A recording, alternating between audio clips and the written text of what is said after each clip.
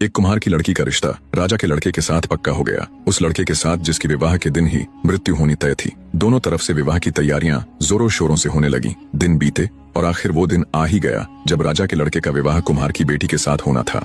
विवाह से ठीक पहले राजा ने नम आंखों से अपने बेटे की होने वाली पत्नी यानी कुम्हार की बेटी को अपने बेटे के संबंध में शुरू से लेकर आखिर तक सारी बातें बता दी कि कैसे उसने 12 साल तक एक संत महात्मा जी की सेवा करके अपने बेटे वीरध्वज को पाया था और आज सिद्ध महात्मा जी के कहे अनुसार उसके बेटे की जिंदगी का आखिरी दिन है। सारी दास्तान बता। राजा बोला, सुनो बेटी, अब मेरे पुत्र की जिंदगी तुम्हारे हाथ में है। कैसे भी करके अगर आज आधी रात तक तुम इसकी मृत्यु को टाल दोगी तो फिर नया दिन शुरू हो जाएगा और वीरध्वज के ऊपर आई ये मृत्यु रूपी भारी विपदा टल जाएगी। राजा की पूरी बात सुन कुम्हार की बेटी, जिसका नाम शौर्यवती था, को एक बार तो धक्का लगा, पर फिर एक अदम्य साहस के साथ वो राजा से बोली, आप चिंता मत कीजिए महाराज, मेरे जीते जी मैं आपके बेटे को कुछ नहीं होने दूंगी। शौर्यवती की बात सुन और उसका आत्मविश्वास देख राजा को बहुत तसल्ली मिली। शाम का समय हो चला था। शुभ मुहूर्त के समय पंडित ने विवाह हेतु शौर्यवती और वीरध्वज को शादी के मंडप में बुला लिया और मंत्र पढ़ने लगा। तभी एक सांप फुफकारता हुआ राजकुमार वीरध्वज को डसने के लिए वहां आया। सांप जैसे ही उसके नजदीक आया तो चौकन्नी होकर बैठी शौर्यवती की नजर उस पर पड़ गई। उसे समझते देर न लगी कि ये सांप उसके पति को खाने के लिए ही यहाँ आया है। उसने अपना हाथ आगे बढ़ाया और सांप को पकड़कर उसके मुख को अपने एक पैर के नीचे दबाकर बैठ गई। ईश्वर की मर्जी कहो या उनका चमत्कार, वहाँ मौजूद किसी भी व्यक्ति की नजर उस सांप पर नहीं पड़ी। कुम्हार की बेटी सांप के मुख को अपने एक पैर के नीचे दबाकर बैठी रही। कुछ देर बाद उस सांप की पत्नी वहाँ आई और कुम्हार की लड़की से बोली,